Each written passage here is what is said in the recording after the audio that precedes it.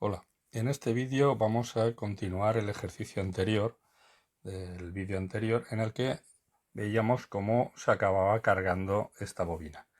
Vamos a estudiar cuando se cierra el segundo interruptor y se abre el primero. Bien, en ese caso la bobina tendrá una fuente asociada a las condiciones iniciales que vale LI0. Bien, fijaros que no está dividido por S, no es un escalón, en todo caso su inversa Laplace sería un impulso. Y tenemos un circuito serie. La corriente circula, como veis, en sentido antihorario. Eso sería un problema según cómo a la hora de hablar de las polaridades en cada componente. Fijaros que está definido en la bobina de esta manera. Pero, como nos piden la corriente, no nos va a afectar. De manera que la corriente en la bobina será la corriente del circuito serie, que es la fuente VGDS, partido la suma de impedancias. Luego la bobina más la resistencia más el condensador. En este caso quitamos este CS que está dividiendo en la expresión al multiplicando por CS, numerador y denominador, y en el siguiente paso pues ya podremos normalizar el polinomio. ¿Veis? Aquí queda RCS más 1. Siguiente paso, vamos a dividir todo por LC, de manera que en el numerador me va a quedar una VG por 1 partido L y por S. Y en el denominador pues ya nos queda el polinomio S cuadrado más R LS más 1 partido LC, típico de circuito serie en el que vemos que esta resistencia, si se hiciera cero, el sistema sería un resonante puro, ya que aquí en el circuito nos quedaría solo la bobina y el condensador. Bien, vamos a sustituir valores para ver exactamente qué es lo que tenemos. Bien, al sustituir la fuente VG por L y 0, como está dividido por L, la L se me va, queda únicamente las condiciones iniciales por S. Y el denominador pues nos queda de la siguiente manera.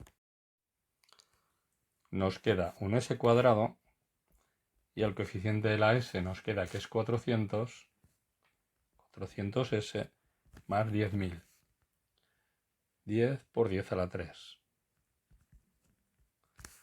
¿Qué ocurre? Que si calculamos los polos nos queda que tenemos un polo en menos 373 y otro en menos 26,79. Es decir, son dos polos reales, con lo cual el sistema es sobreamortiguado.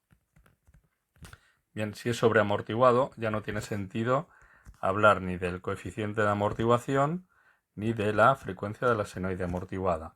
No hablamos de ellos. Sí que es verdad que el coeficiente de amortiguación se hace un estudio matemático de él, incluso los sistemas sobreamortiguados, pero no es el caso. Bien, el numerador de hecho, la I0, si la sustituimos por lo que más o menos supusimos en el vídeo anterior, que es que la bobina se ha cargado, tendríamos 10 por 10 a la menos 3, que son los 10 miliamperios de corriente inicial. Bien, y aquí tenemos dos polos. Tenemos el numerador con una S y luego aquí tenemos los dos polos reales. Bien, ¿cómo es su descomposición? Pues su descomposición es únicamente del tipo a por elevado a menos 373,205t, es decir, a la exponencial elevada al polo más b por elevado al otro polo menos 26,79t, todo por u de t. Bien, para calcular la a y la b, lo que hacemos es la descomposición en fracciones parciales habitual, donde tenemos 10 por 10 a la menos 3 s dividido, aquí vamos a quitar esto, bien, y tenemos aquí los dos polos que son el s más, para no poner todo vamos a poner 373, ya tendremos en cuenta los decimales al calcularlo, aquí el s más 26,8 usaremos todos los que podamos, y aquí tenemos el a que es el residuo del polo de menos 373 y el b que es el del otro polo que es el del s más 26,8. Bien, para calcular la a, acordaros que solo hay que multiplicar o de otra manera.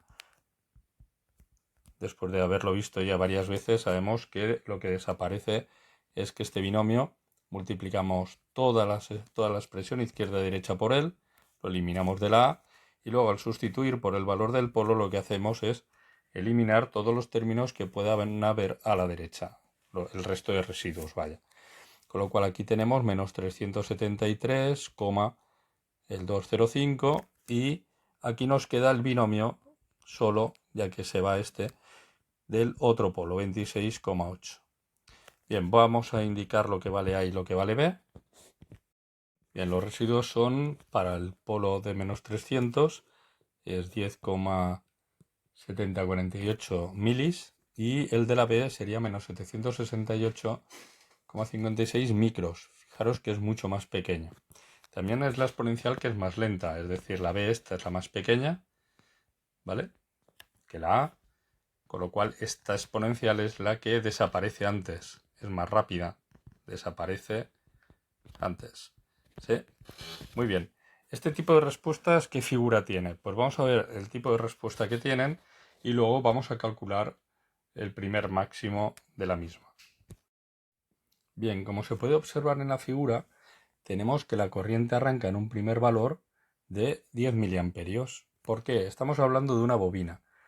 Es decir, cuando cambian los interruptores, tiene que haber continuidad de corriente.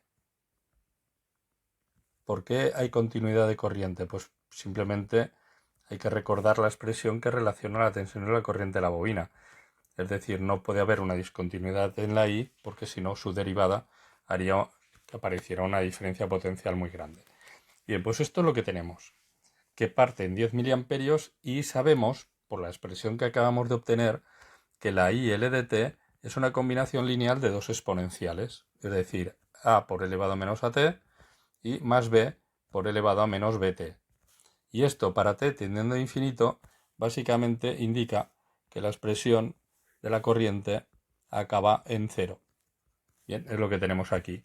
Asintóticamente arranca en los 10 milis y acaba en cero. Sí que es verdad que, como veis, el sistema tiene aquí un pequeño nivel, un máximo, y luego tiende a cero. Bien, para ver este máximo, ¿cómo lo buscamos? Bien, pues lo que haríamos sencillamente es derivar. No hace falta recurrir a hacer la inversa de Laplace de S por I de S, ¿vale? Es absurdo en este sentido, ya que derivar estas exponenciales es sencillo y no es un problema como cuando tenemos la exponencial por el seno. De manera que aquí tenemos menos a por a elevado a menos a t y la derivada de la otra exponencial menos b por b elevado a menos bt. Teniendo en cuenta los residuos y los polos de antes, esto lo igualamos a cero y resolvemos. Fijaros que al estar igualado a cero, estos dos negativos de aquí podríamos convertirlos en positivos y me quedará que al combinarlos me queda a este lado del igual, voy a dejar todo lo que multiplica a las exponenciales. Esta exponencial la pasaré al otro lado, con lo cual me va a quedar menos b por e elevado a menos bt, aquí elevado a menos at. Lo hago en dos pasos, esta exponencial la llevaré a ese lado y esto al otro. De manera que queda a por a menos b por b igual, y aquí me va a quedar la exponencial de menos bt dividido la exponencial de menos at, que esto en realidad es elevado a menos bt más at, porque restamos los exponentes. Bien, a partir de aquí, haciendo el logaritmo neperiano, pues ya podemos despejar la b. Importante, no estoy poniendo el valor de los polos y de los residuos, pero si echamos para atrás, vemos que los residuos, uno valía 10,70 y el otro vale menos 768,569. Aquí hemos 70. Bien, es decir, uno es positivo y el otro es negativo. Es decir, que en este menos de aquí lo que obtenemos es que este cociente será mayor que 0. ¿Vale? En concreto, si los calculamos, a cada polo le multiplicaremos por su residuo, de manera que a por a básicamente, fijaros que podemos ponerlo ya en valor absoluto. Tenemos el polo de menos 373, perdón, más, sin el signo hemos quedado, 20 por el residuo 10,70. Y por otro lado dividimos por el de 26,79 por su residuo, que es el de 768. Cuidado que faltan las potencias de 10, que ahora pondré 56. Este 10,70 está multiplicado por 10 a la menos 3 y este por 10 a la menos 6. Y luego esto a su vez será las exponenciales, que es elevado al polo menos b, que en nuestro caso es el de menos 26, menos 26,79, que le sumamos el otro, el de 373,20, estamos redondeando, cuidado, y por t. Ahora es cuando hacemos el logaritmo neperiano, ambos lados del igual, y despejamos la t. La t que nos da, que ojo, este del segundo tramo, ¿vale? Esta t nos da de 15,21 más o menos milisegundos, que la figura pues más o menos estará por aquí, ¿vale? Fijaros que esto es 20 milisegundos y esto es 0.